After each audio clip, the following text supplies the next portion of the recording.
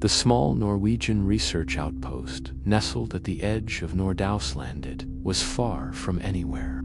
Accessible only by ship during the brief Arctic summer or by helicopter in case of emergency. It had long served as a quiet haven for climate researchers and glaciologists who monitored the slow but steady retreat of the Ostfana ice cap over the last few decades. The melting glaciers had revealed plenty of ancient tree stumps, stone tools, even a few animal remains that had been frozen for thousands of years. But no one was prepared for what they would find in the summer of 2023.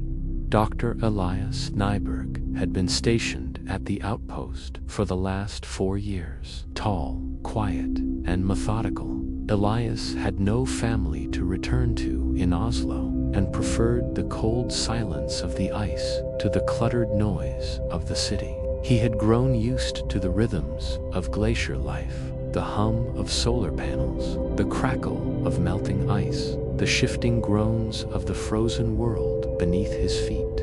On July 11th, under a sun that never set, Elias was conducting a ground-penetrating radar scan of a newly exposed stretch of terrain just east of the ice cap.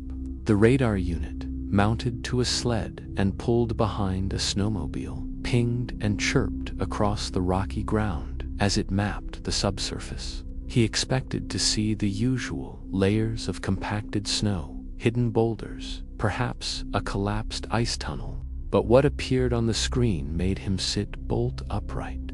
There was a flat object buried beneath a meter of gravel and permafrost. Its edges were straightened naturally sewing. Its surface reflected a high-frequency signal consistent with metal or polished stone. Elias slowed the snowmobile and ran a few more passes. After 2 hours of careful excavation, they uncovered a black stone slab, so smooth it reflected the overhead sun like a mirror. But it wasn't just the material that astonished them, it was the markings. The slab was carved with a network of etched lines and symbols, unlike anything either of them had ever seen. It looked like a map, but not of any geography known to modern cartographers. The lines intersected at strange angles, forming geometric patterns that spiraled inward and outward simultaneously, as if defying the very principles of Euclidean space. Leela was the first to suggest it. Could it be a map of something not on Earth?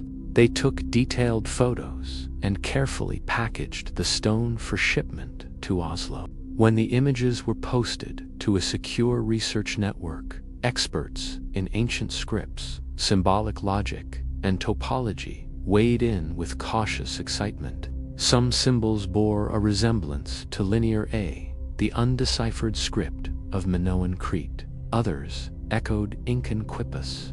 This map, she said, after a week of study, might be describing a place that doesn't follow our physical laws.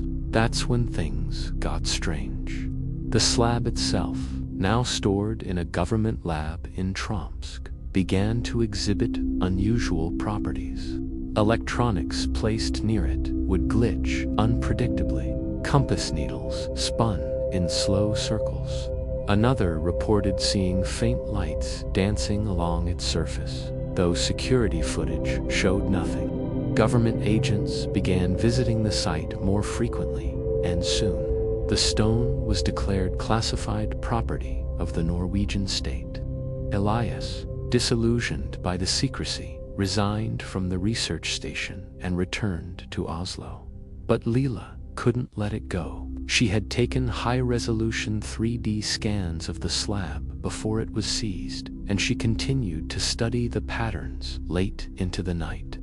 One night, while reviewing a magnified image, she noticed a series of embedded points within the spiraling patterns that, when connected, formed a constellation. But it wasn't one visible from Earth's skies. She ran it through an astrophysics simulator, accounting for millions of years of stellar drift. Eventually, she found a match, roughly 70,000 years ago, these stars would have formed a recognizable cluster, but only if viewed from somewhere near the orbit of Saturn. She emailed Elias, who had sunk into a depressive silence in his Oslo apartment. He didn't respond at first, but after 3 days, curiosity overpowered bitterness, and he replied with a simple message: "I'm listening." They met the next day in a quiet cafe in Grunerli. What if it was a message left behind by an intelligence far older than humanity? Elias laughed nervously. "You're saying it's a roadmap from Saturn?" "Not exactly. Maybe not Saturn, but a point of view near there. Maybe someone wanted us to see what they saw." They decided to reach out to Dr. May Young again.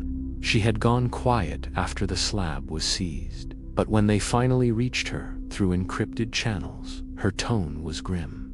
"There's something else," she said. "We replicated the geometric pattern using laser interferometry. It projected a shape like a multi-dimensional cube. We can't describe it properly, but it behaves as if it has more than 3 spatial dimensions." Elias and Layla stared in silence. "It gets worse," May continued.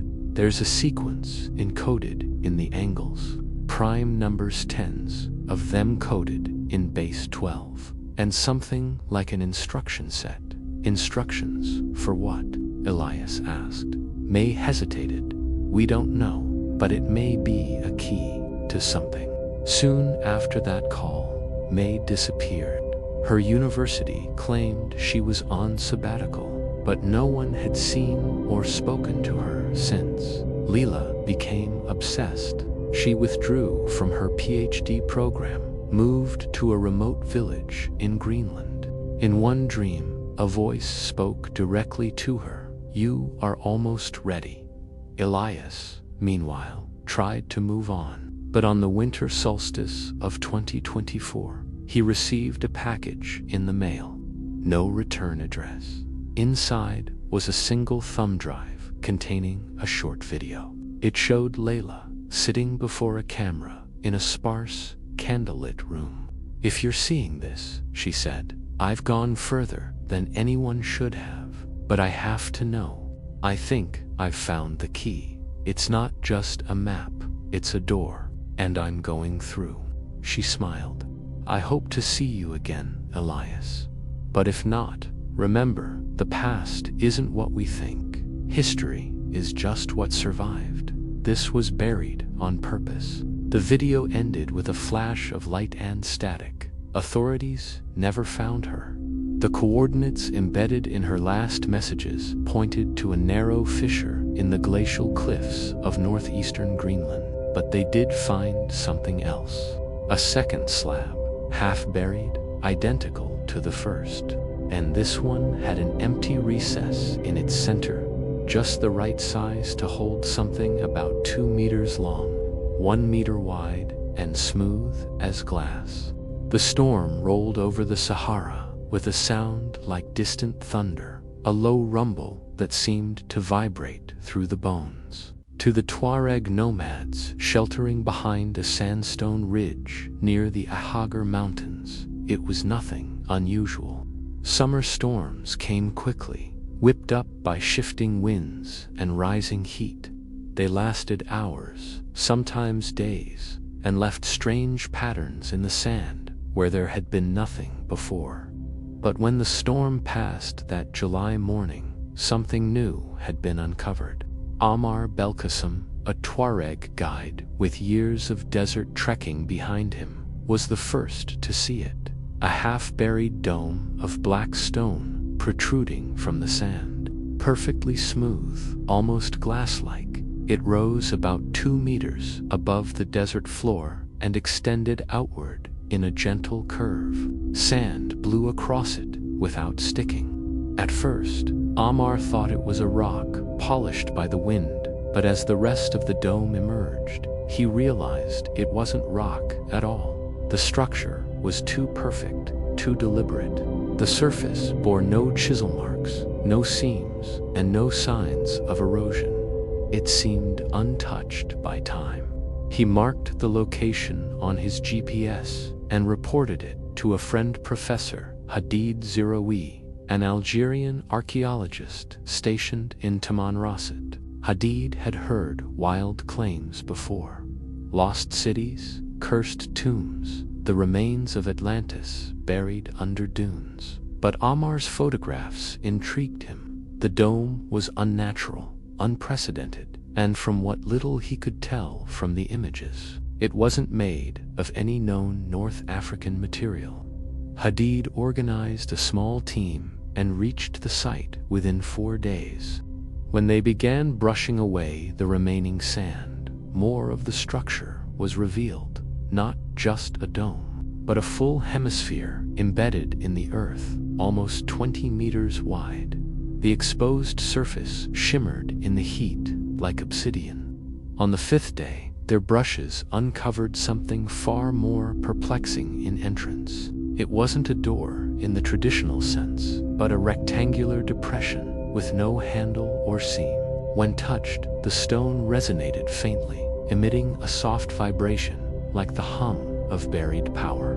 The entrance only responded to touch in a very specific pattern. When Hadid laid his palm on the surface for more than 5 seconds, a line of light appeared, tracing the edges of the depression before retracting inward with a low hiss. The opening revealed a shaft descending into darkness. The temperature dropped immediately. The air inside was cold, metallic. Hadid's team lowered cameras first. What they saw made no sense. The interior wasn't made of the same stone as the dome's surface.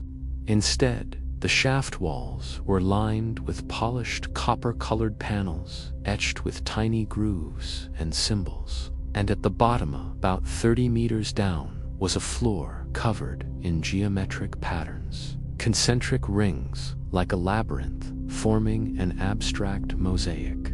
Hadid contacted the Algerian government, requesting support.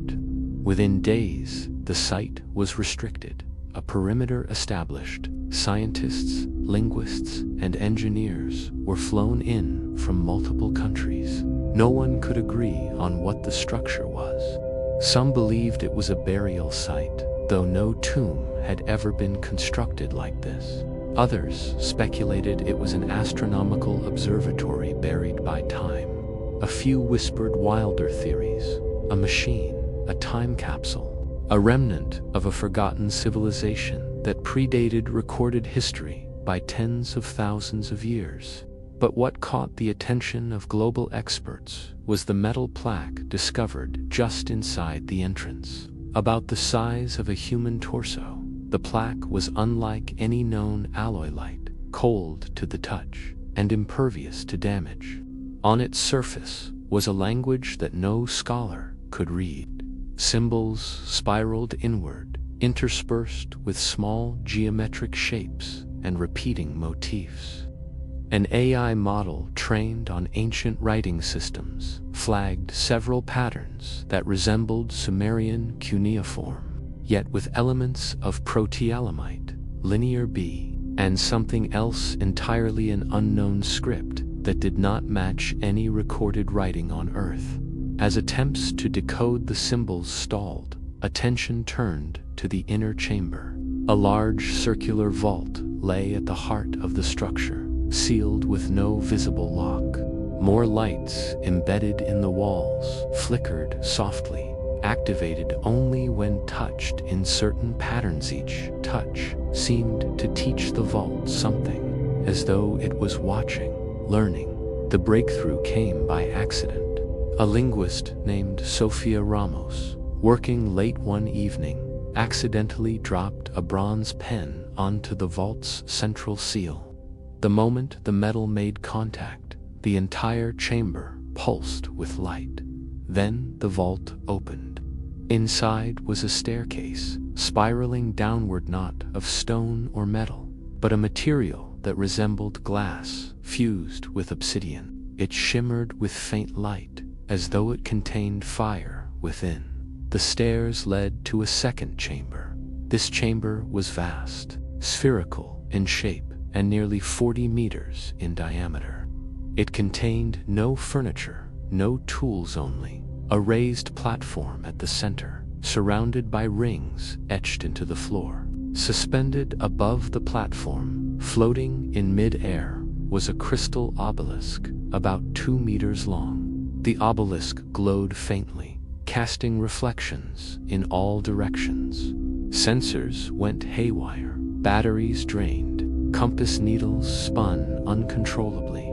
Several members of the team reported strange sensations, whispers, pressure in their ears, the sense that time had slowed. One geologist fainted when he touched the platform. He later described hearing thousands of voices speaking in perfect silence. Attempts to move or scan the obelisk failed. It remained suspended, immovable, untouchable, but it responded to music. A physicist named Daniel Gosh brought in a violin on a whim, inspired by stories of harmonic resonance. When he played a single note, a 4, the obelisk pulsed. He played a scaland with each note.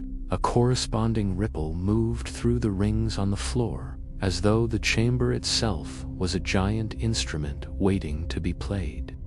Daniel experimented with chords and sequences.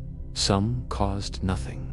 Others activated patterns of light across the walls. One chord, C major, followed by an augmented E, caused the obelisk to slowly rotate, and then it began to project images, not on a screen or wall, but in the air, holographic, vivid, and utterly incomprehensible. The first image showed an unfamiliar planet orbiting a dark sun.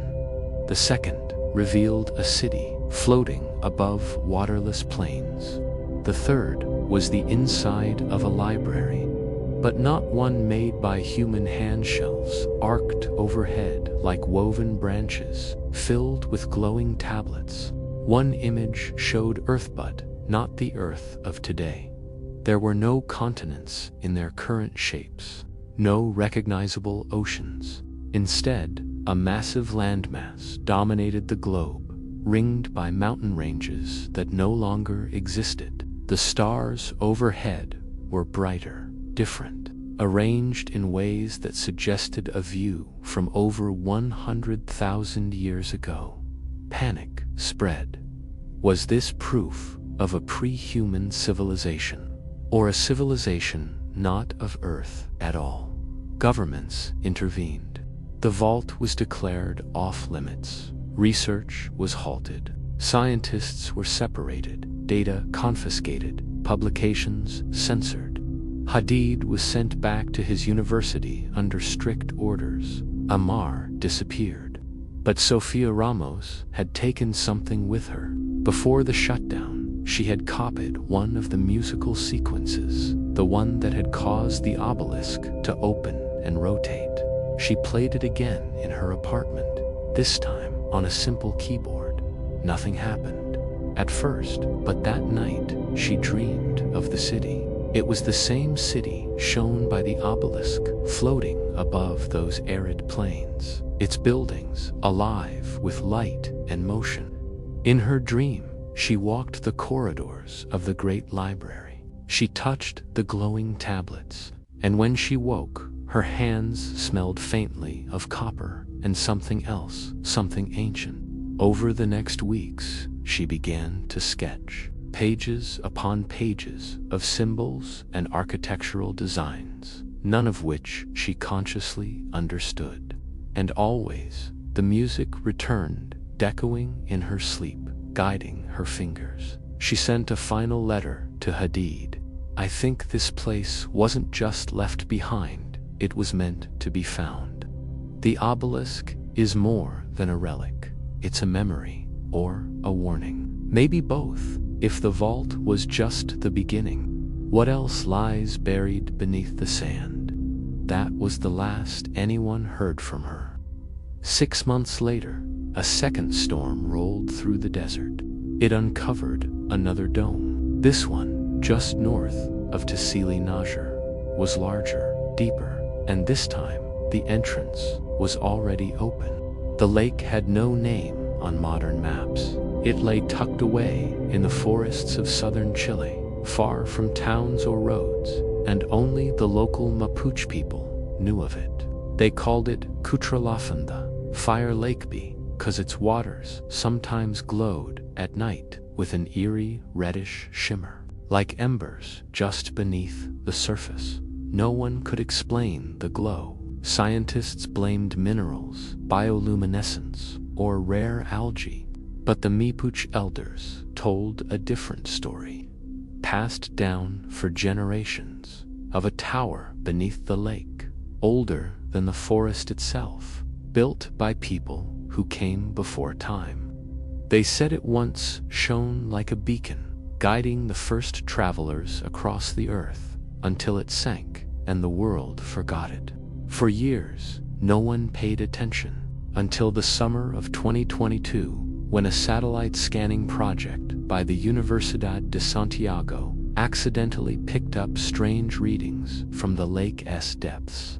A sonar sweep conducted a few weeks later revealed a symmetrical shape buried under 30 meters of water and 10 more meters of silt, nearly 90 feet tall, with straight edges and uniform corners. Not natural. An expedition was arranged, quietly, funded by a private foundation. The team included a glacial geologist, 2 marine engineers, a historian of pre-Columbian civilizations, and a soft-spoken diver named Sacha Luna, known for exploring flooded cenotes in Mexico. They reached the lake in early February. The water was clear, cold, and utterly still. It had no visible inlet or outlet, just an old wooden dock, half swallowed by reeds. The expedition team established a floating platform and began scanning. The readings confirmed it a rectangular structure, nearly the size of a small building, resting on the lakebed. On the third day, Sacha dove. Visibility beneath the surface was better than expected. Faint currents rippled the water, but everything was quiet. Fish drifted silently between shafts of sunlight. Silt hung in slow motion. As Sacha descended, her flashlight caught the edge of a wall flat, vertical, and far too smooth to be natural. Then she saw it, a spire rising from the corner of the structure, like a tower, covered in lake sediment, but intact. She surfaced, breathless. "It's not ruins," she said to the team. "It's a building, and it's still whole." Over the next 3 days, they cleaned a portion of the structure using soft suction tools, carefully exposing carved stone panels. The stone was a greenish gray, unlike anything local, and the carvings, rows of symbols resembling pictographs and spirals, were arranged in rings around what appeared to be a sealed door. The team debated. Some wanted to wait. Others, like the historian Dr. Rojas, argued they had to proceed before the government got involved. On the 4th dive, Sacha approached the door, now free of algae. She pressed her gloved hand against a spiral etched into the center. The door opened, not with force, but a slow, exhalation-like pressure, equalizing. A stream of tiny bubbles rose around her as the door shifted inward, revealing a narrow corridor inside. The building was hollow and somehow impossibly dry. The team was stunned. They lowered cameras into the doorway, expecting to find flooded chambers. Instead, the footage showed air, stale, unmoving air, sealed tight for who knew how long. The stone corridor sloped downward at a steep angle. The walls were covered in tiny lenses or crystals that faintly shimmered even in darkness, like starlight held in stone. Sacha went in first, tethered by rope. The air inside was breathable, though dry and heavy. Her footsteps echoed strangely, like walking through a vast hollow shell. The corridor led to a round chamber, the base of the tower. It was empty except for one thing: a central column, about 3 meters tall, covered in copper coils and glass spheres. And then it pulsed, just once, a low hum, as though awakening. The team rushed to analyze the structure. The coils weren't copperite, least not entirely. Metallurgists later confirmed a compound unknown to science, with superconductive properties beyond anything commercially available. The glass spheres contained something like liquid mercury, but it moved on its own, flowing in slow circuits around the column. And then there was the light. Every night, just after midnight, the water above the structure would glow faint red for exactly 7 minutes. Always the same pattern, always the same time. And it had only started after they opened the door. That's when the dreams began. Satya was the first. She dreamed of a lighthouse standing on a shore, its light spinning slowly, scanning an ocean of stars instead of water. In her dream, people gathered beneath it, not with boats, but with books and maps, waiting to be shown the way.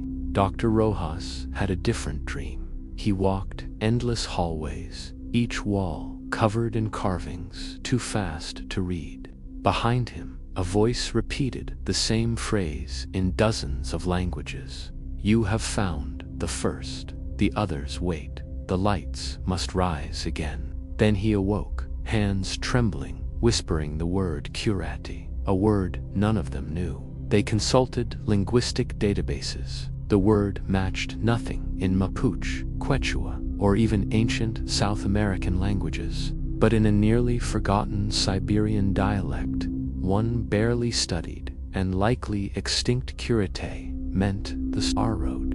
What happened next changed everything. Dr. Rojas, working late, noticed the crystals embedded in the walls had shifted. Their orientation was no longer random. They now formed a spiral pattern, like a galaxy, pointing toward a small indentation at the column's base. A keyhole. But there had been no key, until Satya remembered the orb she had found in the mud during her second Diva Smooth. Heavy stone, the size of a child's fist, etched with concentric circles. She had pocketed it, thinking it a curiosity. She placed it into the indentation. The column pulsed again once, then again, in a steady rhythm. Then light erupted from the spheres, flowing through the coils like liquid fire. The ceiling glowed. The entire chamber lit up like the interior of a star. And above the lake, the glow intensified, casting red beams across the forest. Locals reported it as far as 30 kilometers away.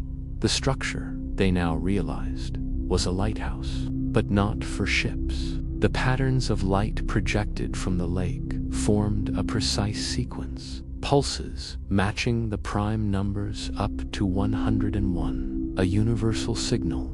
Then another set of pulses, longer, slower, forming a distinct geometric pattern, a map. An astronomer on the team recognized the configuration. It wasn't a star chart from Earth, but from another perspective, somewhere far from our solar system. From there, Earth would be just one of many bright points. They had activated something old, something that was never meant to be forgotten. But within days, military helicopters arrived. The site was cordoned off. The lake was sealed. The team was separated and detained. They were told nothing. No charges, no explanations, just silence. Satya vanished first. One day she was there, reviewing data. The next, gone. Her notes were confiscated. Her personal effects erased. It was as though she had never been part of the mission. Dr. Rojas went home. He tried to return to his university, but found his position had been suspended. His colleagues wouldn't speak to him. Then he too disappeared, after sending a single message to the rest of the team. They've buried the tower, but the light has been seen.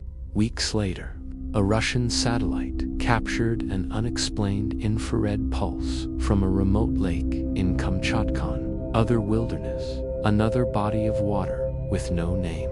The pattern matched what had been seen in Chile, and then another, this time from beneath the ice in northern Canada.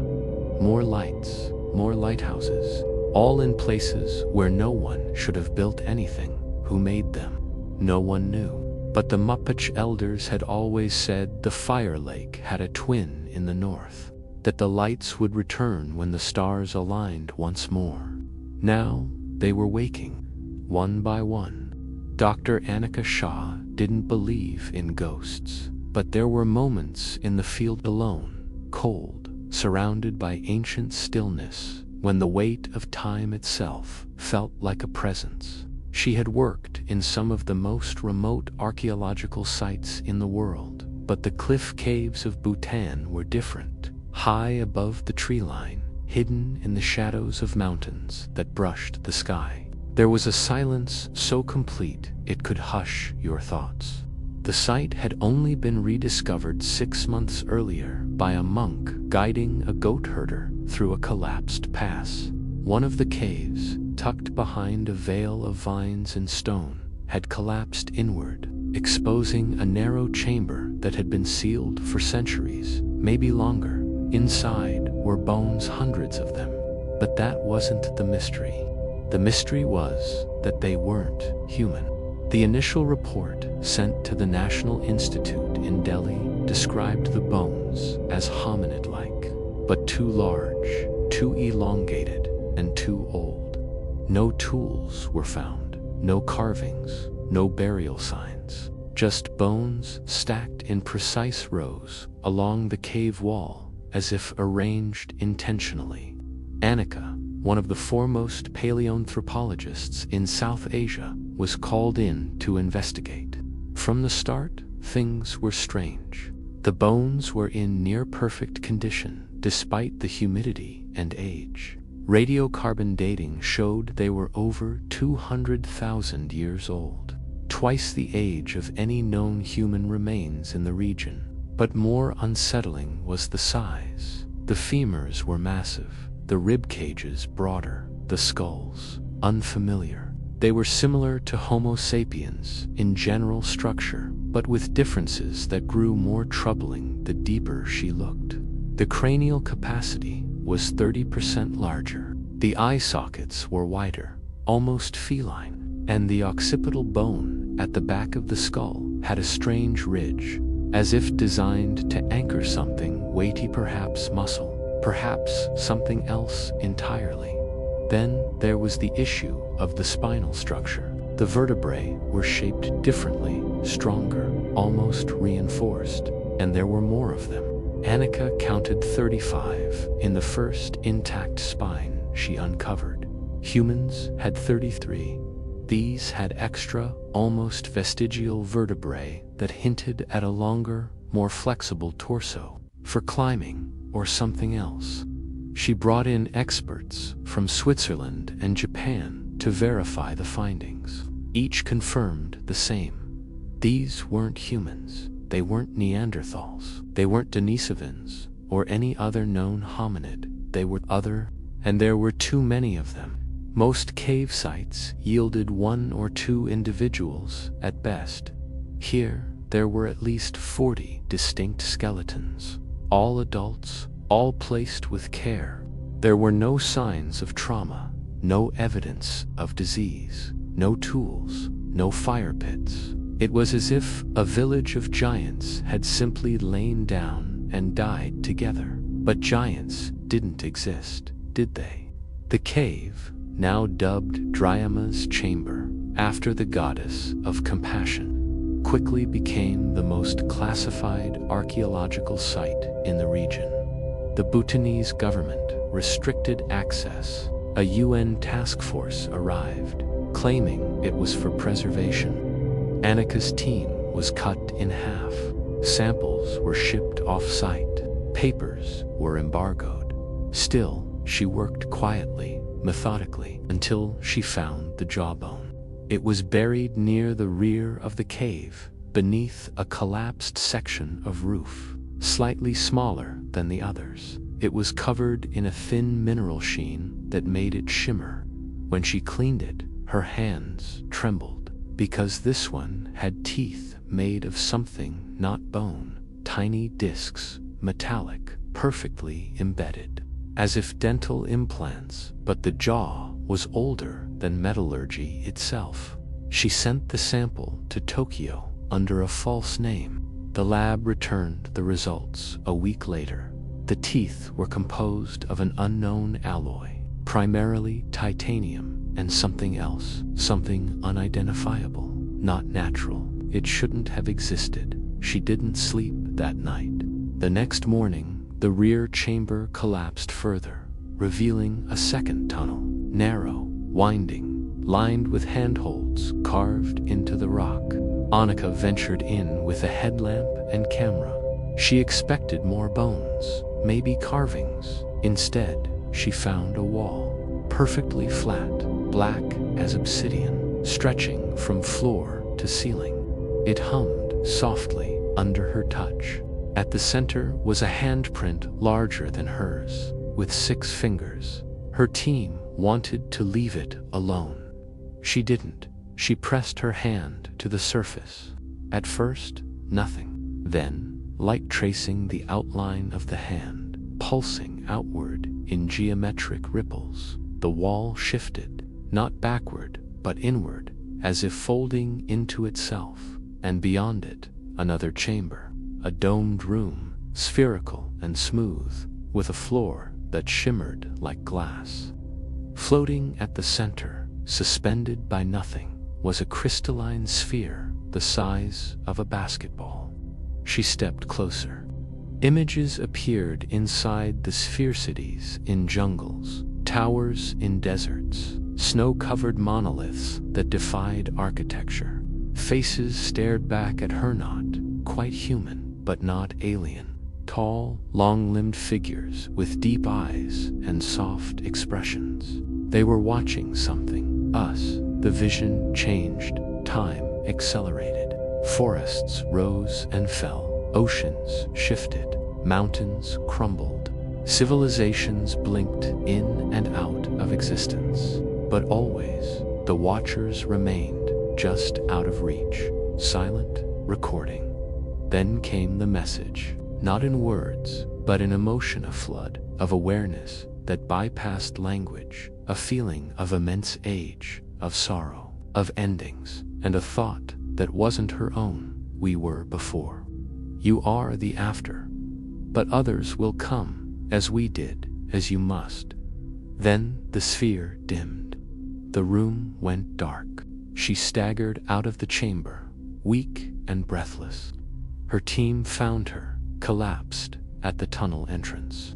Later, she discovered something else.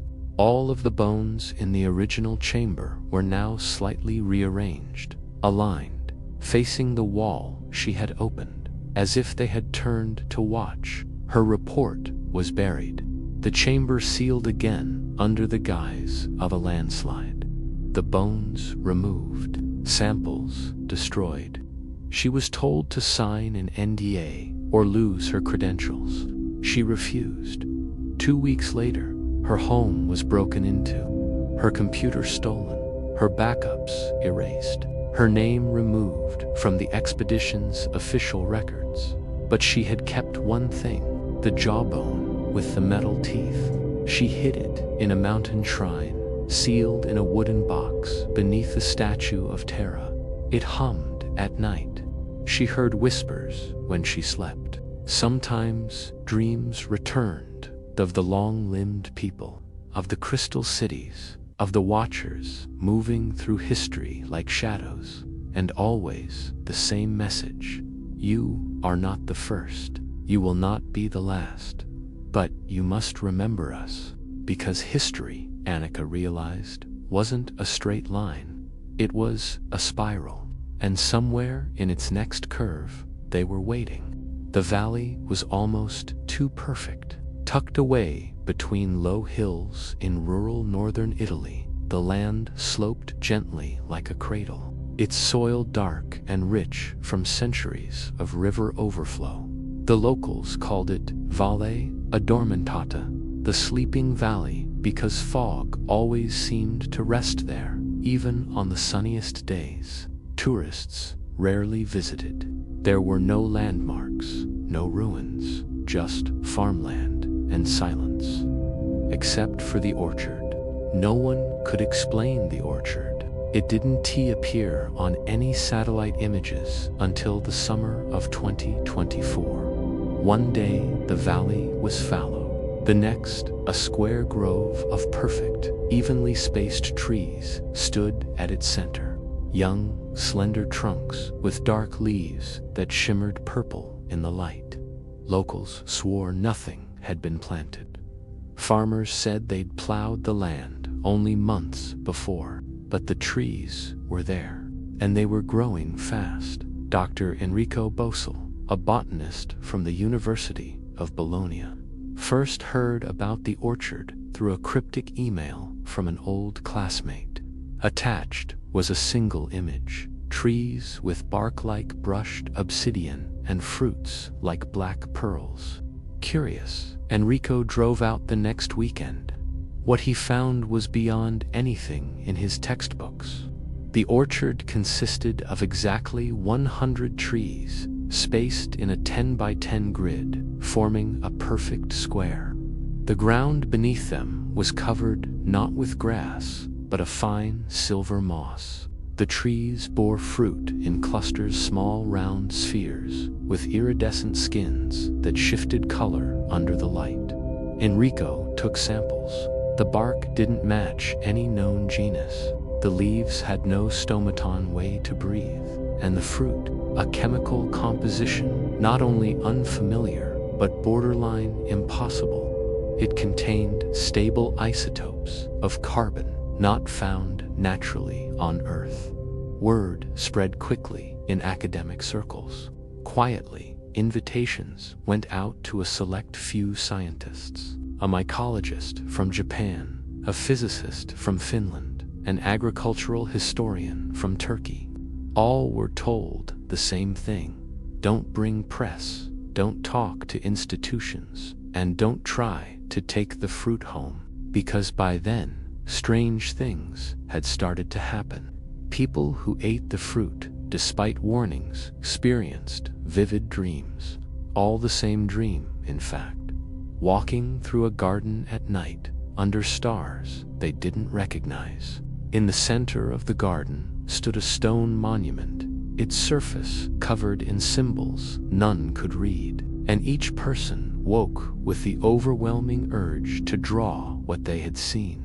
Enrico collected over a dozen dream sketches. All were identical. He sent one to a symbologist in Prague, who recognized some of the patterns, not as letters, but as mathematical constructs. Golden ratios, fractals, and multidimensional tesseracts laid out like sentences. The monument in the dreams wasn't a message in language, it was a proof of what no one could yet say. The fruit's genetic code was even more baffling. Not only did it contain chloroplasts for photosynthesis, but also genes for bioluminescence, desiccation resistance, and somehow neural signal propagation. Enrico wasn't sure how to say it out loud, but the evidence pointed in one direction. The trees could think. One night, the orchard lit up. At 2:43 a.m., witnesses described a low humming sound, like wind through metal. Then each tree began to glow faintly from its leaves, casting a deep violet light that rose upward in vertical shafts, forming a grid of light against the sky. The beams lasted 12 minutes.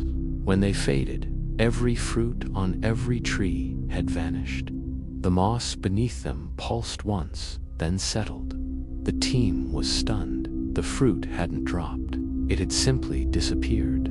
A drone that had been flying overhead during the event experienced a complete memory wipe. Its footage from the previous hour corrupted. Several phones within range had their internal clocks reset to 0. One researcher's pacemaker temporarily stopped before rebooting itself with no damage. Then came the carvings. On the morning after the light event, symbols were discovered etched into the bark of each tree. Different symbols, each like a fingerprints, some spirals, some jagged lines, some perfect shapes nested inside one another. It was Enrico who realized they weren't just glyphs. They were coordinates. Some were GPS points, others were star positions. A few seemed to be referencing time itself.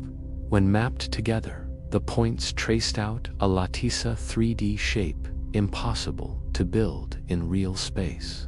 It was as if someone had created a map, not of a place, but of reality's structure. And then people began to disappear. The first was one of the assistants, Lucia, who had gone to the orchard alone at dusk. Her tent was empty, her car still parked, no footprints leaving the site. The only clue was a cluster of silver moss pressed into the shape of a human body, as if she'd lain down in it. Then 2 scientists failed to return from a midnight walk among the trees. Same signs, no struggle, just impressions in the moss and a strange sweet scent left behind, like honey and ozone. The site was shut down. The orchard was fenced, guarded, sealed. But the trees didn't stop. They began to grow taller, fast. Their tops soon exceeded 20 meters. Their roots pushed deep into the earth, so deep that local seismographs picked up odd vibrations below, like something stirring, listening. Then one tree died. It happened in silence, without warning.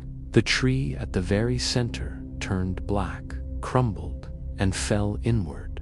But in its place was something else, a doorway, not in the usual sense. The fallen trunk had rotted into a hollow ring, and inside that ring shimmered something that bent light like the air above a flame. When you looked through it, you didn't see the trees behind it. You saw a garden, not the orchard, a different place entirely, with stone paths, moonlight, and far in the distance, the monument from the dreams.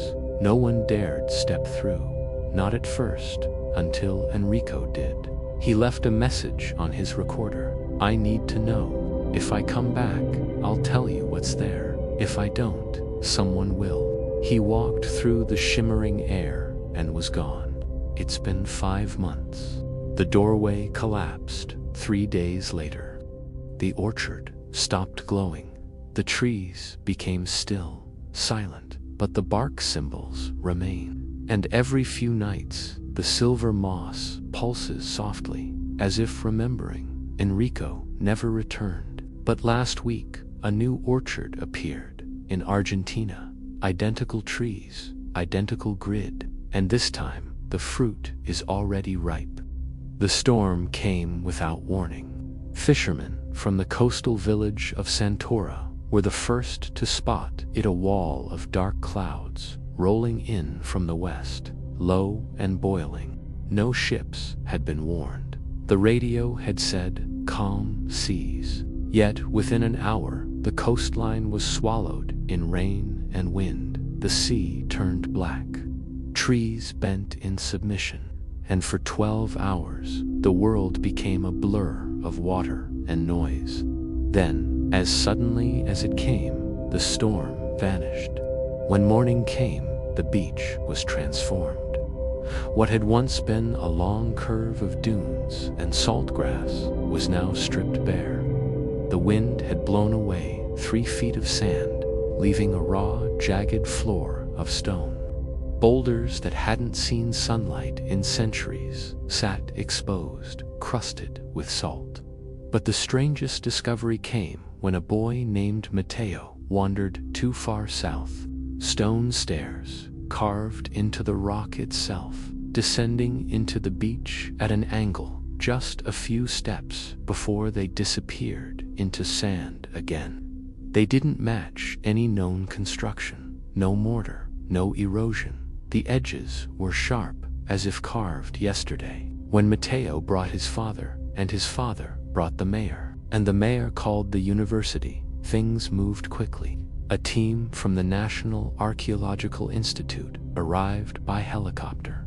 Within 2 weeks, they had unearthed the top of a structure, a spiral tower made from an unfamiliar stone that shimmered faintly under sunlight. It wasn't just a building, it was a lighthouse. But there was no record of any lighthouse on that part of the coast, not in local archives, maritime charts, or even old sailor legends.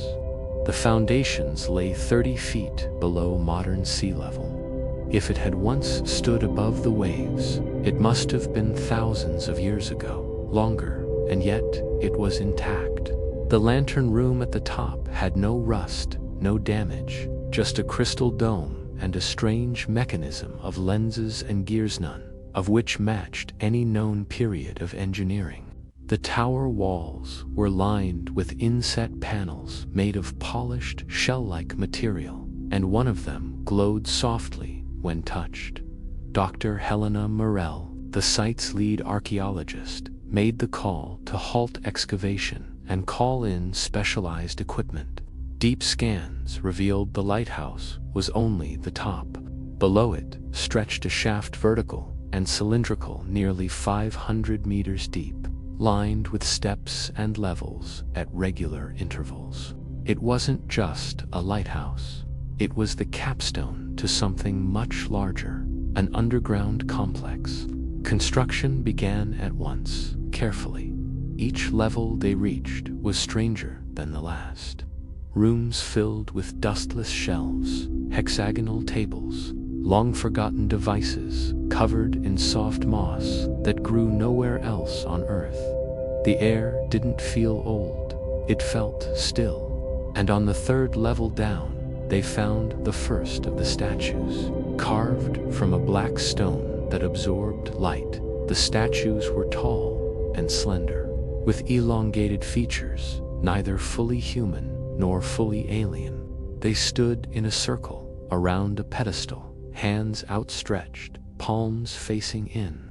Each had been marked on the forehead with the same symbol, a triangle within a circle. When one of the statues was moved, the room reacted. Lights bloomed in the walls, the air vibrated faintly, and for 6 seconds, all of the electrical equipment in the chamber shut off. Then, the spiral corridor to the next level opened by itself. Further below, the architecture became impossible.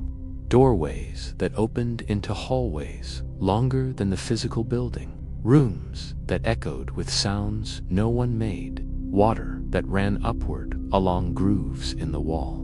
It was as if the place obeyed different laws, ones we had forgotten or never understood.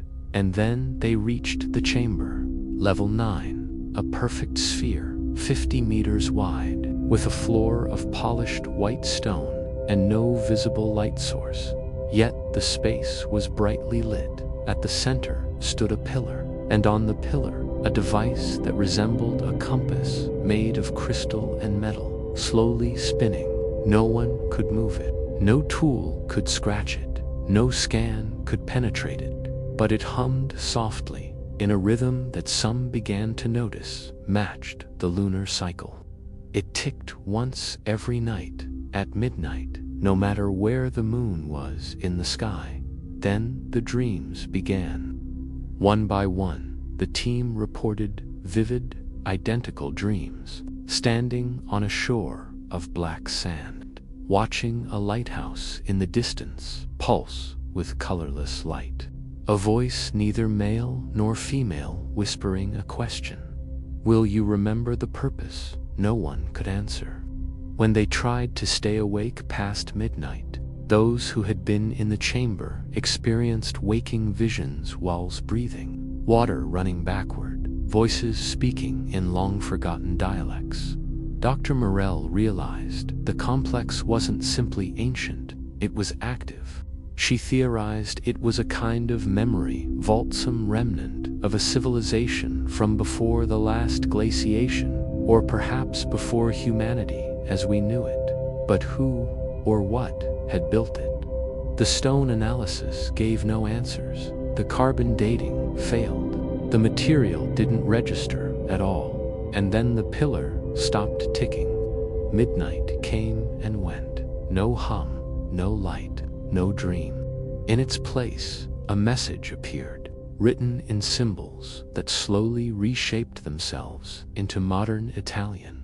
"Thank you for remembering." Then the lights shut off, the chamber went dark, the stairs closed behind them, and the complex every hallway, every room sealed itself from top to bottom. Trapped for 3 days, the team survived only because water flowed from the walls and food packs had been brought down. Then, without explanation, the stairs reopened, but the chamber was gone. They returned to level 9 to find the spherical room had vanished. A wall now stood where the entrance had been. The pillar, the compass, the light saw, gone. The statues on level 3 had changed position, their arms now lowered, palms facing down, their heads bowed. The team left. Within days, the sand returned. Windstorms buried the site once more, despite the time of year. The beach was whole again, and when satellites tried to capture it, they failed. Blurry images, scrambled signals. It was as if the land had wiped itself clean. All that remains are the notes, the sketches, and one recording found on Dr. Morell's camera the last night before the chamber vanished. In it, she whispers, "I think it wasn't built for us. I think it was built to remind us." But remind us of what? That there was a time before history, a world before memory, and that the lighthouse wasn't just to guide ships, it was to guide us when we forgot who we are. Then, silence. The next day, she left the project.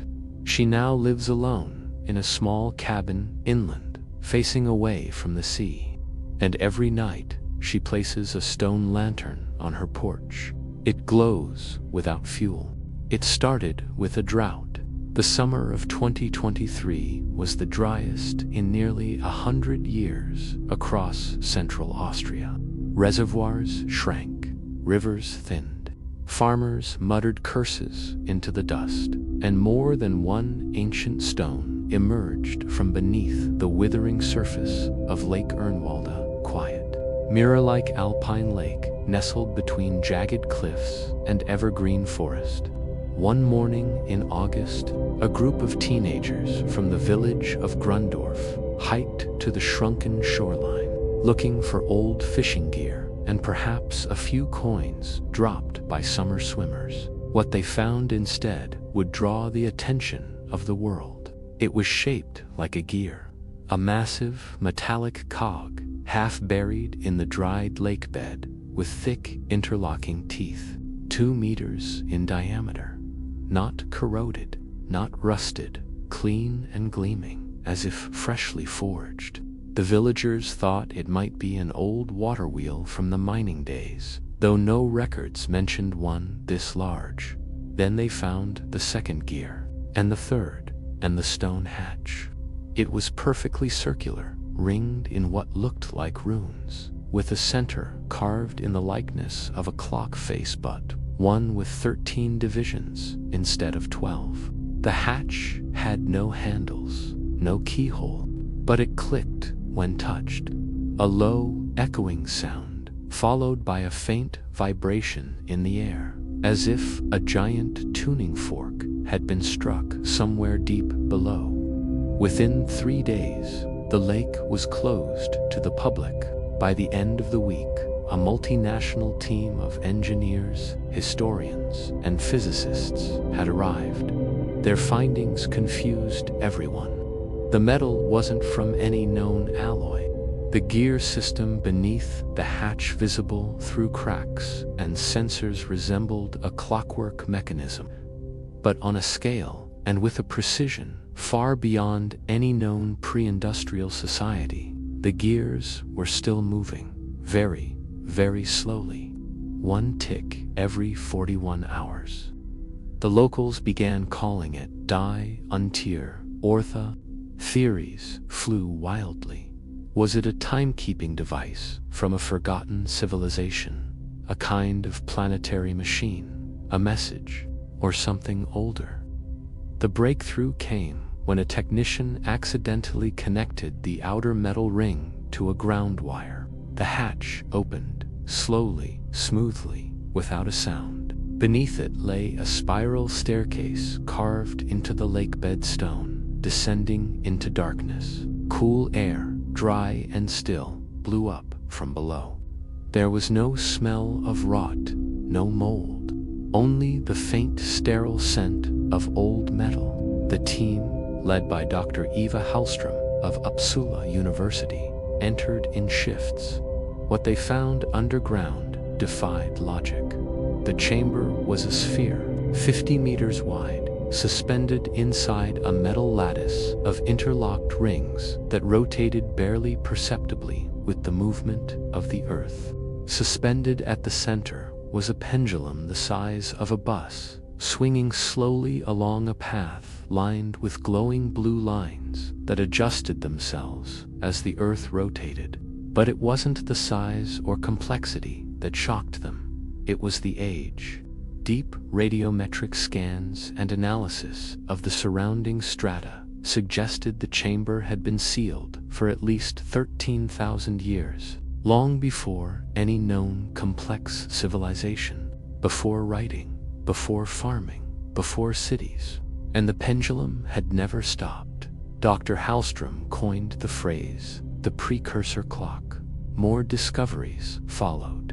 The walls of the sphere were engraved in patterns some resembled constellations, though many showed star arrangements that didn't match the current sky. Several were overlays, positions from tens of thousands of years ago, verified with astronomical models. One panel, when touched, projected a holographic map. It showed the Earth not as it is today, but as it was during the Ice Age. Massive glaciers, inland seas, and coastlines now buried deep beneath the ocean. And on that ancient map were cities, dozens, most of them located where modern sonar has found unexplained underwater structures like the Yonaguni Monument, the ruins off the coast of Cuba, and the shelf near Doggerland. The chamber was not just a timekeeper, it was a record, a warning. One wall displayed cycles, a wave-like pattern with peaks and troughs, marked in intervals of 12,600 years. At the peak of each wave, a symbol resembling an eye. At the trough, a crack. No one knew what it meant. Barely perceptible at first, but measurable. Instead of one swing every 41 hours, it now moved every 38, then 36. The holographic map began to update itself, showing shifting coastlines and rising temperatures. The glacier overlays began to shrink, and the countdown began. A number etched in fire across the top arch of the chamber. At current speed, it would reach 0 in 31 days. Dr. Hallström ordered the chamber sealed again, but the hatch wouldn't close. Instead, the underclock began to hummutable now from above ground. Villagers could feel it in their chests at night. The air trembled, and wildlife fled the area. Birds stopped flying over the lake. Fish washed ashore, stunned. By the second week, the underclock's rhythm synced with electrical systems nearby flickering lights, and the dreams began. Just like in Centaura, the excavation team reported shared dreams of stars falling, oceans rising, towers crumbling beneath waves. In every dream, the same whisper, reset must come. Some wanted to run. Others believed the chamber was awakening to warn humanity of a coming cycle. But of what? Collapse? Renewal? Something worse? A group of physicists argued that the clock might be tracking a cycle of magnetic pole reversals, a known phenomenon that disrupts Earth's magnetic field every few 100,000 years, but that couldn't explain the gears, the engineering, the cities. Then, on the final day of the countdown, just as the number reached 0, the underclock stopped. Silence. The pendulum froze in midair. The lights dimmed. The gears clicked once. For 13 hours, no one could open it again. And when it finally clicked open the next morning, the staircase was gone. Just stone. Smooth, undisturbed rock, as if no shaft had ever existed. Sensors could detect no chamber below. The entire complex had vanished to the bedrock, into another dimension no one knew. Satellite scans now show no anomaly. The gears that once protruded from the lake bed are gone. Locals whisper that it was all a dream, a shared hallucination caused by gases or madness. But Dr. Hallstrom remembers. She keeps the only surviving photo, a high-resolution shot of the holographic map with one symbol highlighted in red. A city submerged deep beneath the South Pacific. Next to it, a glowing mark, still pulsing, a countdown of its own. The Taklamakan Desert was known as the Sea of Death.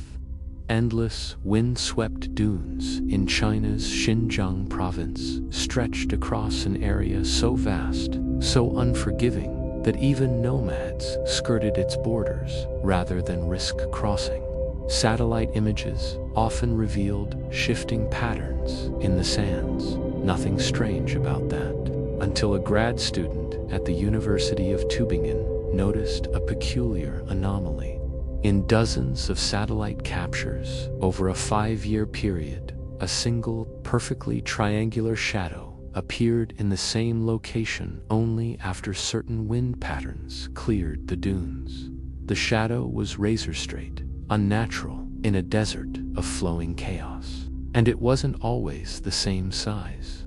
Intrigued, the student submitted her findings to her advisor, who forwarded them to China's Institute of Remote Sensing. Within months, an expedition had been approved quietly, without public announcement. What they found in the heart of the desert would rattle the foundations of every historical timeline known to man. At first, it looked like glass. A smooth, translucent peak barely protruded from the top of a dune. Not true glass, but some kind of crystalline mineral, cool to the touch, despite the blazing sun. When struck, it did not ring but hummed, a low harmonic vibration that made the back of the eyes throb and the bones ache slightly. The team began digging. Day after day, the pyramid revealed itself. It was massive, base estimated at over 200 meters per side, taller than the Great Pyramid of Giza, completely buried under centuries of shifting sand. But the shape was perfect, not eroded, not damaged. And it was made of one single materialsome transparent crystal with no seams, no joints, pure, flawless structure from tip to foundation. At 30 meters down, they found the entrance. It looked like a circular Irisa mechanical aperture in the glass wall, closed tight. But when one of the researchers touched a small triangular panel nearby, it spiraled open without resistance. Inside, the temperature dropped. The air was sterile, cool, thin, and the space inside was much, much larger than the pyramid should have contained. It didn't make sense. The interior was like walking into a cathedral designed by a civilization that understood geometry far beyond human intuition. Angles bent strangely, lines repeated in fractal patterns, Light refracted in ways that turned corners into tunnels and ceilings into endless skies.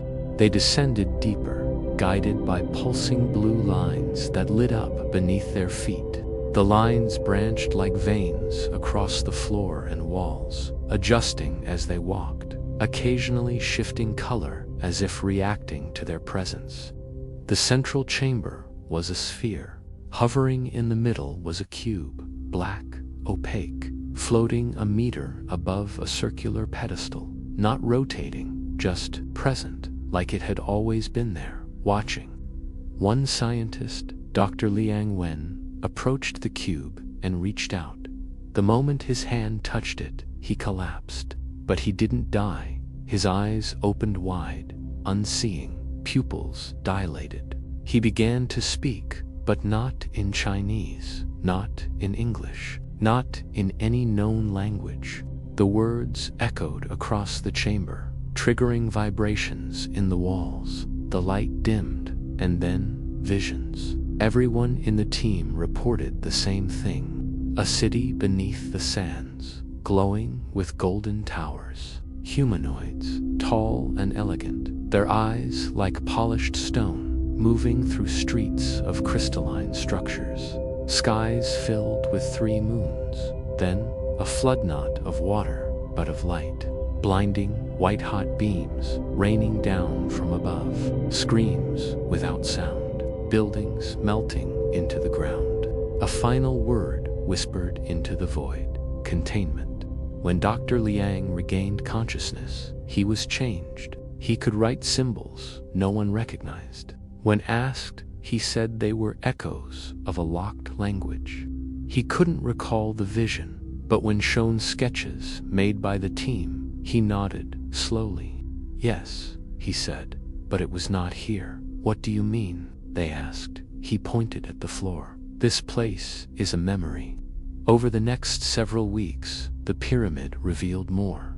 Hallways opened depending on who entered. Some led to domes filled with floating crystal orbs that showed holographic star charts, maps of constellations from millions of years ago. Other rooms contained objects, a wheel made of light, a tree branch petrified in metal, and a scroll that unrolled itself to display an entire genetic code human, but with 4 extra chromosomes. When tested, these chromosomes matched nothing ever found in biology, but they matched each other perfectly, as if engineered. Then, on the 23rd day, they found the well. It was a shaft, nearly 500 meters deep, straight through the center of the pyramid. At the bottom, another cube, identical to the first, but this one pulsed. Not light, time. Every 8 minutes and 33 seconds, the cube would skip forward, visibly, like a frame in a movie jumping. And each time it did, everyone in the room experienced a brief moment of disorientation, like their thoughts had just been edited. Some lost time. Others remembered conversations they never had. One woman claimed she'd spoken to her dead brother during the pulse.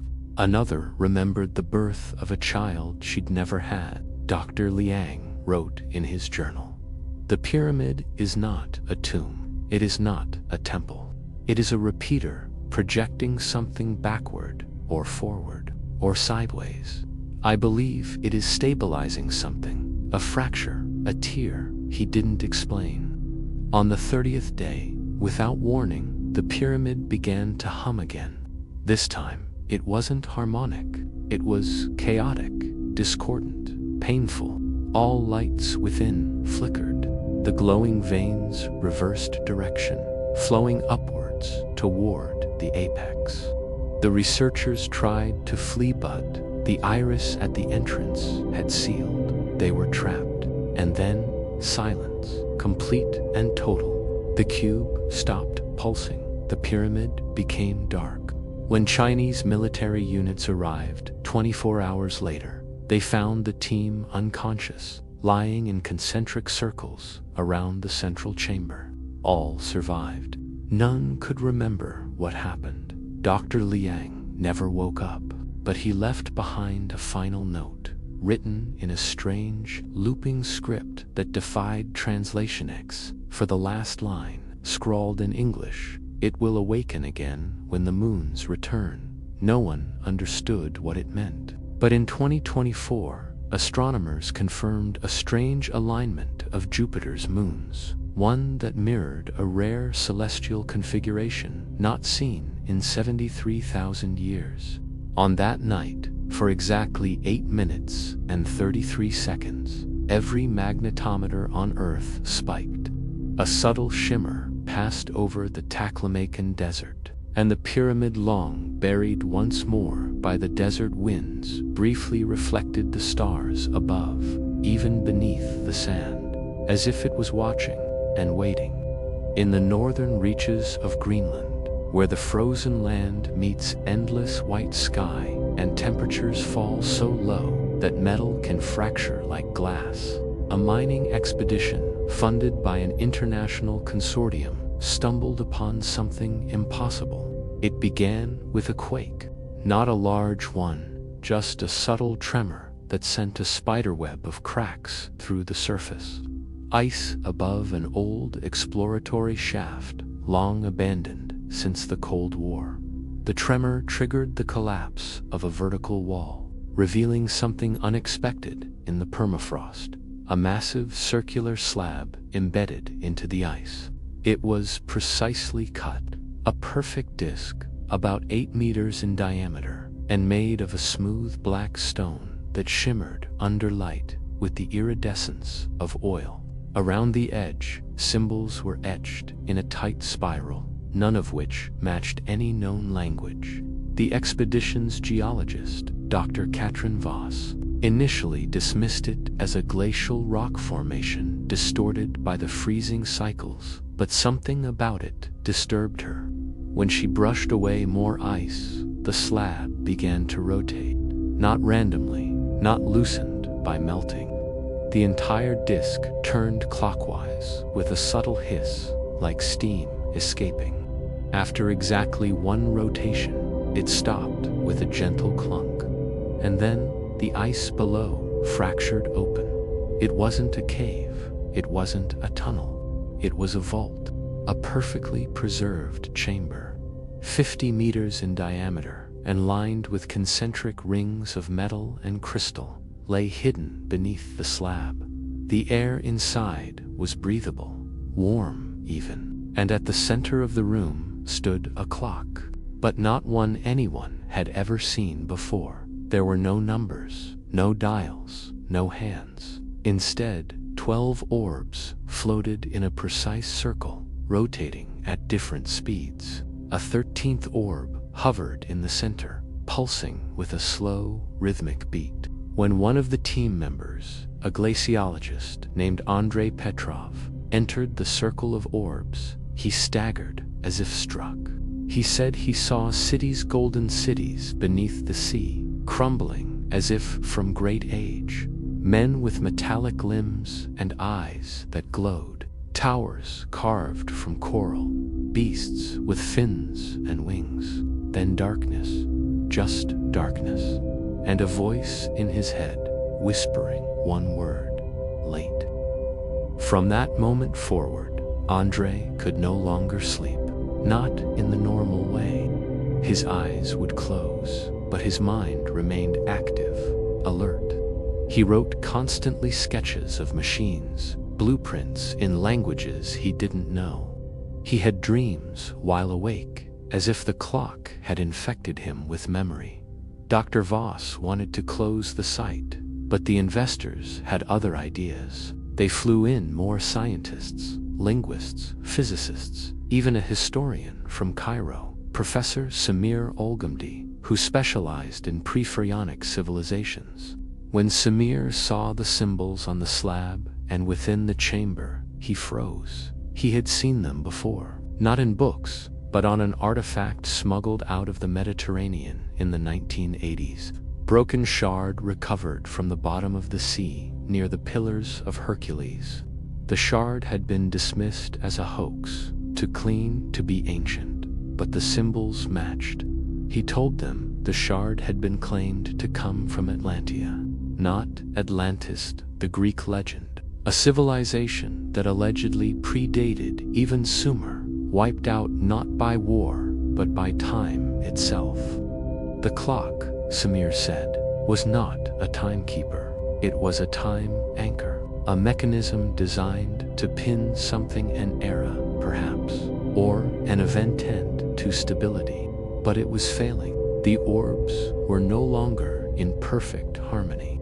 Every 12 hours, one of them would pulse erratically, sending vibrations through the chamber. Ice outside cracked. Equipment failed.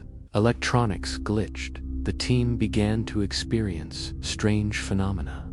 People vanished for seconds at a time. A technician named Lee reported walking into the chamber and emerging to find 2 hours had passed, though to her it had been mere seconds. Her watch was melted donely. The band remained. Another team member, Yuki, swore she saw herself across the room, exact duplicate, who blinked once before vanishing. The dreams grew worse. All of them began to share images in sleep impossible landscapes, towers rising from the ocean, a moon shattered in the sky, and always the sense that time itself was misaligned. Then they found the core. Beneath the chamber was a shaft, perfectly bored into the earth, descending hundreds of meters. At the bottom was a sphere about 3 meters in diameter, floating just above a pedestal of copper and what looked like petrified wood. Inside the sphere was liquid, not water, not mercury, something luminous, glowing with soft blues and greens, shifting patterns like fish swimming through translucent oil. The sphere was pulsing, syncing with the central orb above, but the pulses were becoming irregular. Dr. Voss hypothesized the clock was compensating for drag, a term she used to describe some form of temporal decay, as if the flow of time around the site was thickening, resisting normal movement, and the clock was failing to keep up. She wrote in her notebook, "If this is an anchor, what happens when it breaks? Do we fall into time or out of it?" They tried to shut the system down. They sealed the chamber, reburied the shaft, reinforced the disk with concrete. It didn't help. On the 33rd day, all clocks in the surrounding base failed at the same moment. GPS readings began to drift. Then came the mirage. From the observation tower, one could see across the ice sheets for miles. On that day, they saw a city clear as glass rising in the distance. Towers, lights, movement, but it wasn't there, not really. When they sent a drone, it flew straight through the image and vanished. Its signal returned 45 minutes later. The footage showed the city in perfect detail, streets of smooth black stone, trees made of translucent crystal, and people, tall, lean, their faces blurred as if refusing to be remembered. On the drone's return, every member of the team began to weep. No one knew why. That night, Andre collapsed. He had written a single line in his notebook before falling unconscious.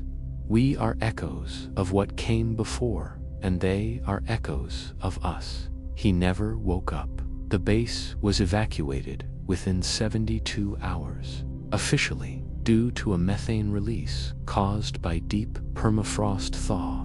Unofficially, a decision had been made by people far above the pay grade of scientists.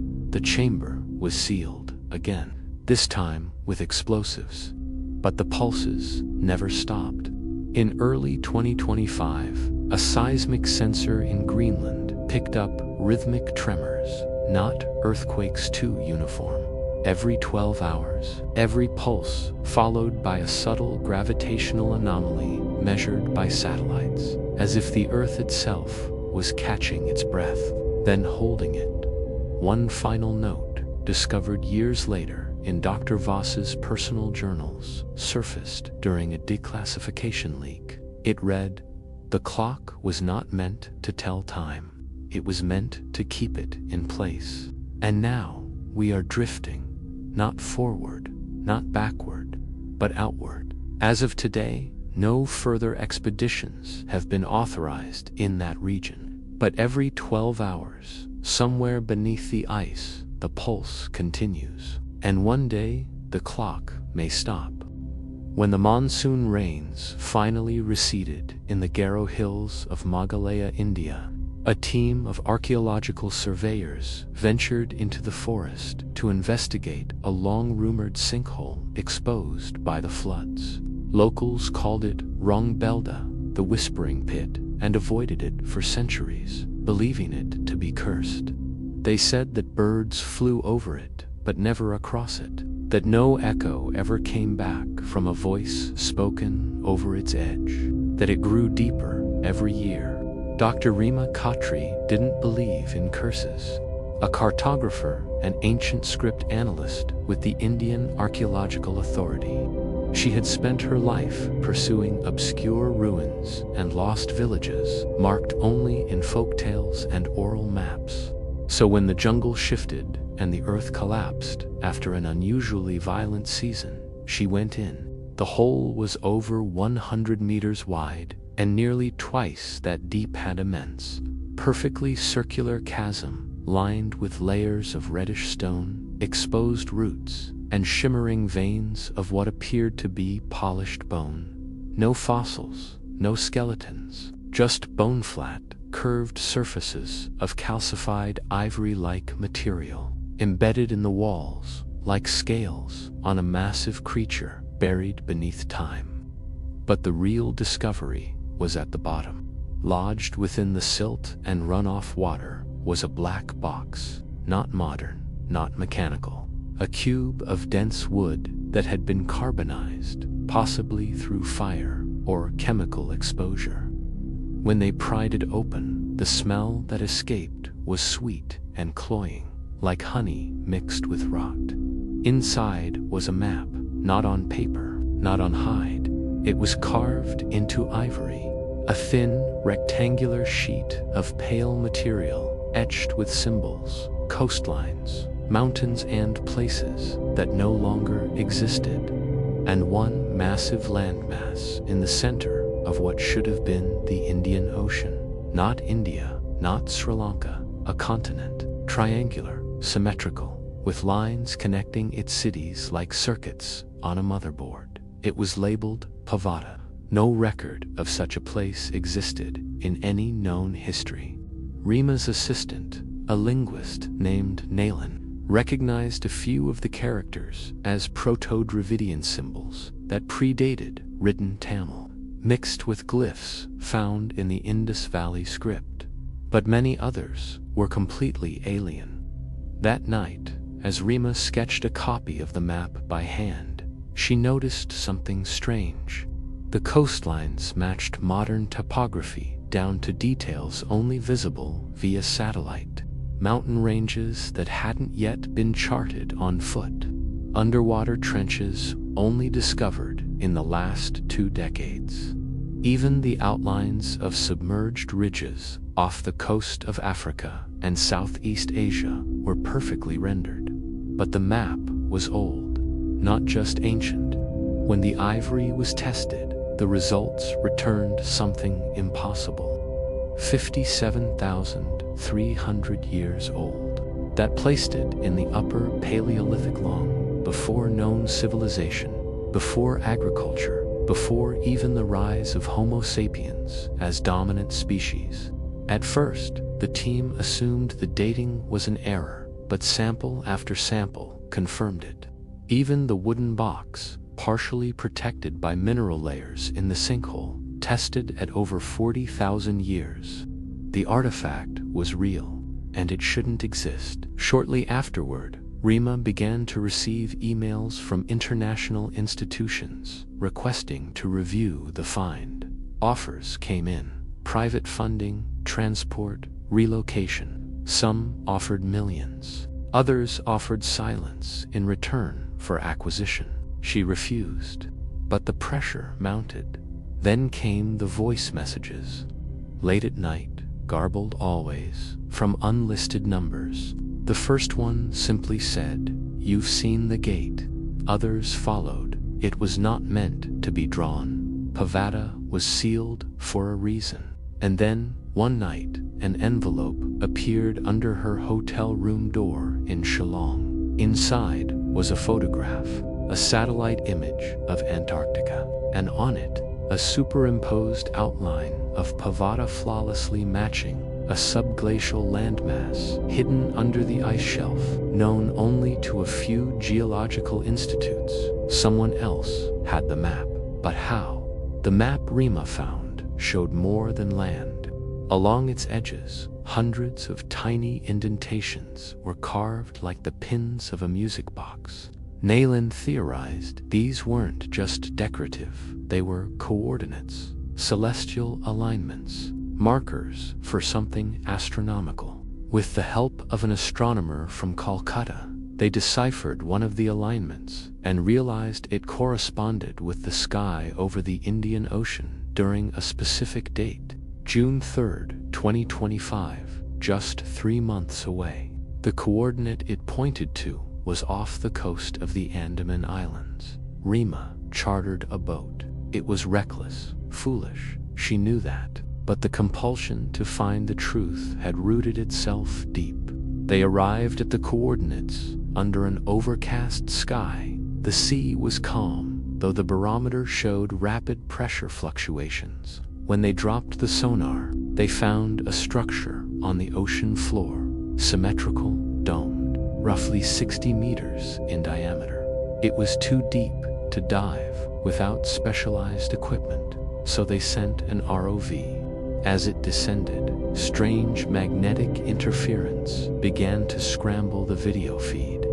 But for brief moments, the images came through. Carved pillars, a doorway, something like a lens at the top of the dome, and then the ROV went dead.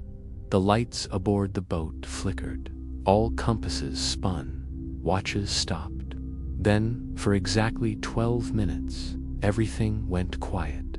No wind, no waves, no birds, not even the low hum of the engine. The world held its breath. When time resumed, Rima found the map had changed. The ivory once brittle was now supple, almost flexible, and new symbols had appeared. One of them was identical to a symbol carved into a temple wall in Göbekli Tepe site in Turkey, dated at 11,000 years old. That symbol had never been deciphered until now. It meant open. Rima returned to the mainland and vanished. Her last email to Nalan contained a single image, a photo of a stone tablet half buried in sand, with the same glyph repeated over and over, along with one line of text: "If Pavada rises, the stars will forget their place." In the years that followed, strange tremors were recorded in the deep Indian Ocean. Sea levels in certain regions dropped inexplicably by centimeters, only to return weeks later. Migratory patterns of marine animals shifted, and in early 2026, a private ocean survey vessel reported seeing what it described as a staircase of black stone emerging from the waves west of the Andaman Trench. By the time satellites could pass over, it was gone, but the report was logged, not classified, not dismissed, logged under an obscure UN program known as Project Cartouche, rumored to investigate ancient anomalous artifacts that do not conform to human history. The ivory map now resides in a vault beneath New Delhi. At least one of them does, because replicas have begun to surface in a monastery in Tibet, in a burial cave in Madagascar, in a flooded mine in Argentina. Each slightly different, each pointing to different coordinates, each a fragment of something larger. And somewhere beneath the sea, Pavada waits, or perhaps it stirs. In the heart of Antarctica, beneath the vast, seemingly endless ice sheet that cloaks the continent in white, a secret lay buried unknown to humanity until a seismic survey in 2027 detected something utterly unexpected. Dr. Marcus Hale, a glaciologist working with the International Polar Research Institute, was monitoring a series of ground-penetrating radar scans when his instruments revealed a cavernous hollow beneath 1,200 meters of ice. Unlike the usual ice pockets or subglacial lakes, this cavity was enormous and exhibited sharp, geometric outlines inconsistent with natural formations.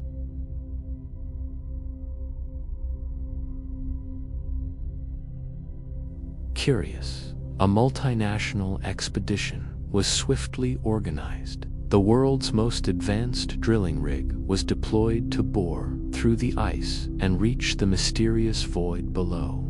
When they broke through, the team found not water, but an immense city. Its structures rose from the frozen bedrock in graceful curves and sharp spires, all carved from a translucent, ice-like material that shimmered faintly in the light of their equipment. Streets stretched out in precise grids, lined with statues of unknown beings, humanoid, yet distinctly different, with elongated limbs and eyes that seemed too large for their faces. The city was silent. No signs of life, no organic matter, only the echo of their own footsteps as they explored hall after hall, chamber after chamber. One building, larger than the rest, stood at the center, a temple-like structure adorned with strange glyphs that glowed faintly when touched. Inside the temple, the team discovered a device unlike any technology on Earth.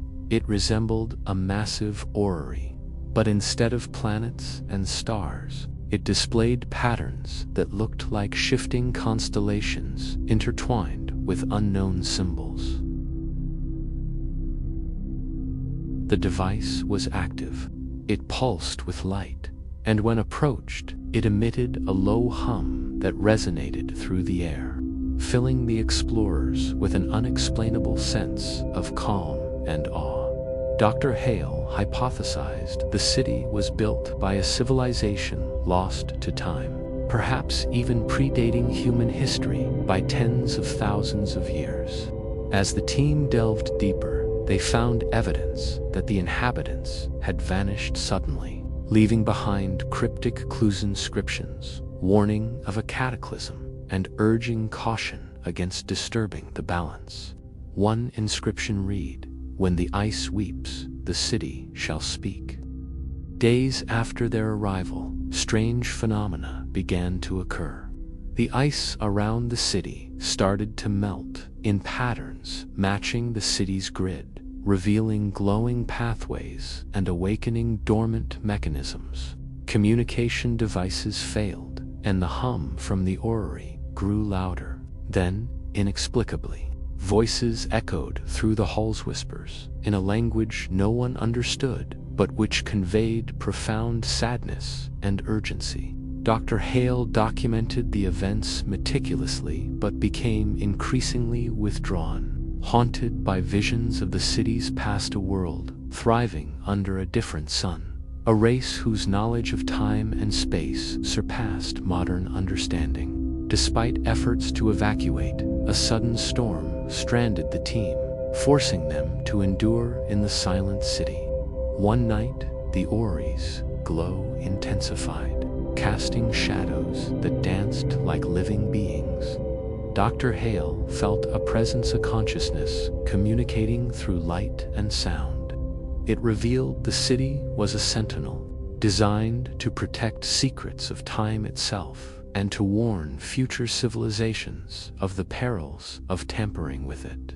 The explorers understood the gravity of their discovery. This was not just a city, but a message, a relic warning humanity to respect forces beyond comprehension. When rescue finally arrived, the team left with heavy hearts and profound knowledge that would challenge history and science for generations. The city remains beneath the ice, silent but vigilant, waiting for the moment when humanity is ready to listen. In the dense forests that once covered the vast expanse of ancient Sarmatian area stretching from Eastern Europe deep into Central Asia's, there lies a secret older than any written history. It was uncovered by accident in 2028, when a logging crew near the banks of the Dnieper River stumbled upon a clearing filled with strange, polished stones arranged in a perfect circle. At first glance, the stones resembled enormous ancient monoliths, each one covered in intricate carvings. But unlike any megalithic site, these stones emitted a faint vibration. When the wind passed over them, a low humming sound began, a harmonic resonance that shifted in tone and pitch like the stones were singing. Dr. Irina Petrova, an ethnomusicologist intrigued by the phenomenon, was called to investigate. She soon discovered that each stone corresponded to a specific musical note when struck or touched. The entire circle functioned like an ancient lithophone, a musical instrument made of stone but on a monumental scale. Further study revealed something startling. The arrangement of stones encoded complex harmonic sequences, patterns that matched no known music tradition but bore uncanny resemblance to mathematical constants, including pi and the golden ratio. Irina's team mapped the site extensively and found inscriptions along the base of the stones. The script was unknown, but some symbols seemed to correspond with Proto-Indo-European runes mixed with symbols reminiscent of ancient Anatolian scripts. But the true mystery deepened when the stones were exposed to vibrations at a specific frequency, under the influence of a resonant tone generated by a specially designed instrument. The stones began to vibrate more intensely. The air around them shimmered, and a low, pulsating glow emerged from the carvings. The clearing was suddenly transformed. Holographic images flickered into existence above the stones, visions of a lost civilization. Their cities floating above vast lakes, their people adorned in crystalline garments, and machines that harnessed sound as a source of energy. Irina realized the stones were not merely musical instruments, but an archive, a repository of knowledge encoded in sonic frequencies. As the team explored further, they uncovered a subterranean chamber beneath the circle, accessible through a hidden trapdoor revealed by the vibrations. Inside, the chamber was lined with glass-like panels displaying star charts of a sky that no longer existed. Among the stars, an unknown constellation dominated a formation that did not appear in any modern or ancient catalog. The chamber's centerpiece was a massive crystalline orb, pulsating gently, emitting a melody in response to the stone's harmonic tones. Scientists theorized that this orb was a memory device, encoding the history and culture of the civilization that created the singing stones. But why had they left such a mysterious legacy? And what catastrophe had erased them from history? As researchers delved deeper into the sonic sequences, some began to experience vivid dreams, memories not their own, of an ancient city's final days, of warnings shouted into storms of silence. The singing stone's message was clear. Knowledge and history could survive beyond physical form, preserved in sound and resonance. And perhaps, if humanity listens closely, the stones might sing again. In the arid sands of Egypt's western desert, far beyond the famous pyramids of Giza, an expedition uncovered an artifact unlike any previously recorded, a perfectly polished obsidian mirror, larger than a man, buried beneath layers of shifting dunes. Its surface was flawless, reflecting images with an unnatural clarity. But the most astonishing feature was a frame etched with hieroglyphs never seen before, symbols that predated known Egyptian scripts by millennia.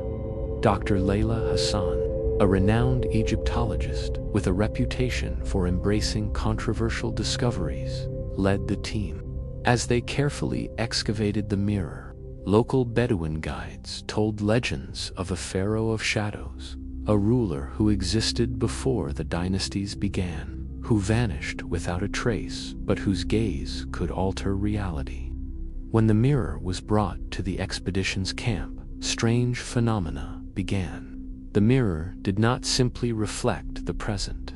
It showed shifting images, vast cities rising and falling, unfamiliar landscapes, and pharaohs whose faces seemed otherworldly, their eyes glinting with an inner light. Leela observed that the mirror's surface occasionally rippled, as if it were a portal to another time or place. One night, under a sky heavy with stars, she saw her own reflection warp, replaced by the visage of a regal figure clad in gold and lapis lazuli, who whispered in a tongue she somehow understood. As days passed, members of the team reported dreams of an ancient kingdom, one where men and gods walked side by side, where knowledge of the cosmos was inscribed not on stone but woven into the fabric of reality. They spoke of a great catastrophe, a betrayal that erased the kingdom from history and sealed its secrets within the mirror. Layla, increasingly obsessed, sought to unlock the mirror's mysteries. Using advanced imaging techniques, she discovered an inner surface beneath the glassen inscription in a language that defied translation, yet conveyed a profound warning about the nature of time and memory. The mirror seemed to be a device for preserving history beyond the constraints of linear time, a testament to a civilization that understood reality as a fluid tapestry. On the final night before the expedition's scheduled departure, the mirror pulsed with a soft, eerie light. Layla found herself drawn to it, and as she reached out, she felt a sudden pull sensation of being drawn through layers of time. She saw visions of the forgotten pharaoh's kingdom, vibrant and alive, then crumbling into dust and silence. When she awoke, the mirror was cold and dull, its surface fractured. The expedition packed up, but Leela kept the shards, believing that the mirror still held secrets. In the years that followed, those who touched the shards reported glimpses of forgotten histories and a haunting sense that reality itself might be more malleable than believed. The mirror of the forgotten pharaoh remains one of archaeology's greatest enigmas, a gateway to a past that never truly ended.